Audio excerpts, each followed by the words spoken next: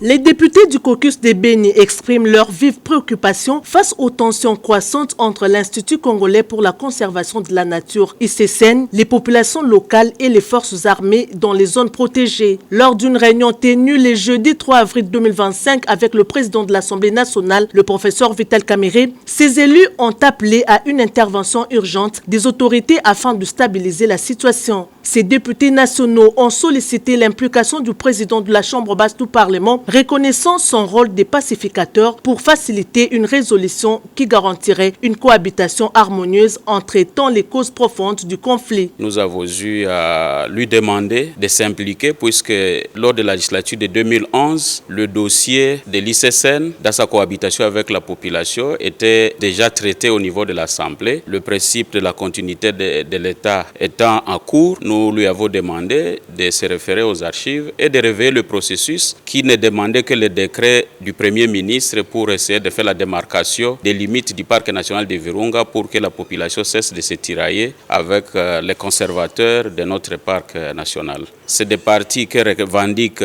l'ICCN comme étant partie de la station nord du parc national de Virunga. Et pour la population aussi, c'est des parties qui n'étaient pas encore accordées au parc national de Virunga en 1958. Maintenant, il était question de trouver une démarcation réelle, géolocalisée, qui permettrait à ce que l'on puisse définitivement éteindre ce feu-là. Le parc national de Virunga est confronté à des occupations illégales, engendrant des tensions entre les agents de l'ICCN et les habitants. Certains accusent l'institution de destruction arbitraire des cultures, tandis que d'autres dénoncent l'exploitation incontrôlée des ressources naturelles, notamment la coupe d'arbres et les braconnages. Les députés ont souligné que l'occupation du parc par les rebelles des ADF complique encore la situation. Selon eux, si le retrait des forces armées de certaines zones a permis à l'ICCN de reprendre les contrôles, cela n'a pas pour autant résolu les problèmes de fond. Face à cette crise, il démontre l'implication du président de la République Félix Antoine Tshisekedi Tshilombo pour préserver l'intégrité du parc